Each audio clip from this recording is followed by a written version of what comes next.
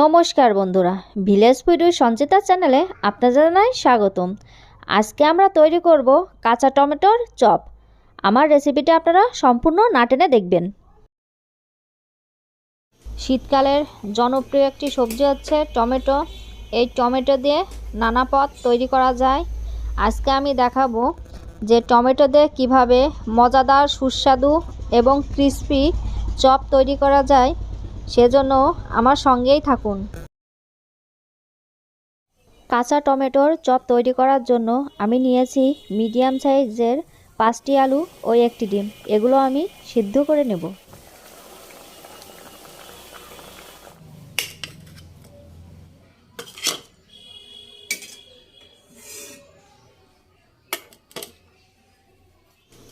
আজকে আমি চপ তৈরিতে ফ্রেশ কাঁচা টমেটো নিয়েছি। এই টমেটোর উপর এবং নিচের দিকে ভালো করে সরিষার তেল মাখিয়ে নিচ্ছি।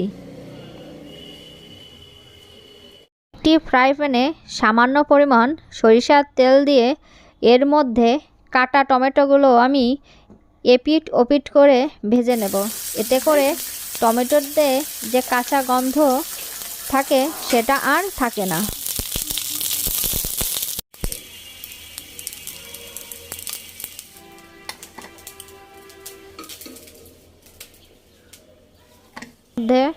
সামান্য তেল দিয়ে এর মধ্যে শুকনো মরিচ, জিরে ফোড়ন দিয়ে দিচ্ছি আদা বাটা, জিরা বাটা, সিদ্ধ করা আলু, লবণ, কাঁচামরিচ, হলুদ গুঁড়ো ও আমি শুকনো মরিচ, এলাচ, লবঙ্গ দিয়ে একটা মশলা করেছিলাম সেটা দিয়ে দিচ্ছি।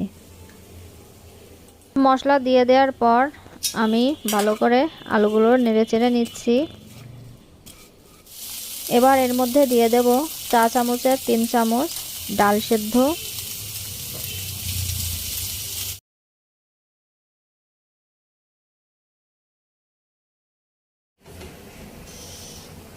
এর মধ্যে দিয়ে দেব ডিম কুচি।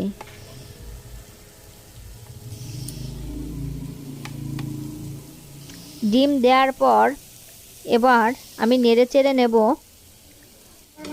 তরকারি রান্না করা হয়ে গেছে। এই পর্যায়ে এর মধ্যে দিয়ে দিচ্ছি গোলমরিচের গুঁড়ো। এতে করে খাবারের স্বাদ অনেক ভালো আসে। তরকারিটা আবার তুলে রাখছি।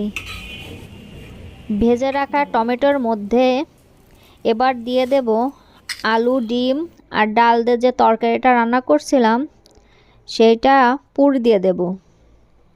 এইভাবে সবগুলো পুর আমার তৈরি করে নেওয়া হয়ে গেছে। এদিকে আমি নিয়ে নিচ্ছি ছোট 1 কাপ পরিমাণ বেসন।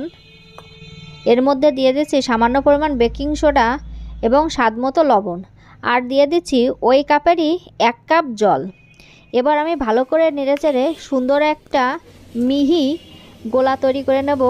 এর মধ্যে এবার টমেটো ডুবিয়ে নিচ্ছি। টমেটো ডোবানোর পর আমি তেলে ভেজে নিচ্ছি। আপনারা ডুবো তেলে ভাজবেন, এতে করে টমেটোর যে চপটা হবে সেটা অনেকটা ক্রিস্পি হবে। চপগুলো আমি লাল করে এপিট ওপিট করে ভেজে নিচ্ছি। টমেটোর আকারের তুলনায় চপগুলো বেশ বড় হয়েছে, দেখতেও কত সুন্দর হয়েছে।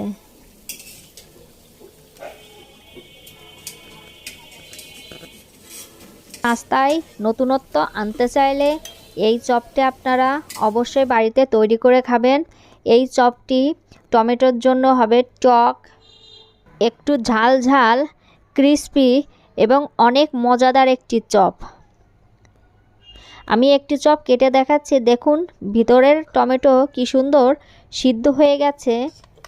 এটা আপনারা ডিম কুচো করে ছড়িয়ে দিতে পারেন এরপর, এবং টমেটো সস দিয়ে গরম গরম পরিবেশন করে আপনারা যে কাউকে খাইয়ে প্রশংসা নিতে পারেন।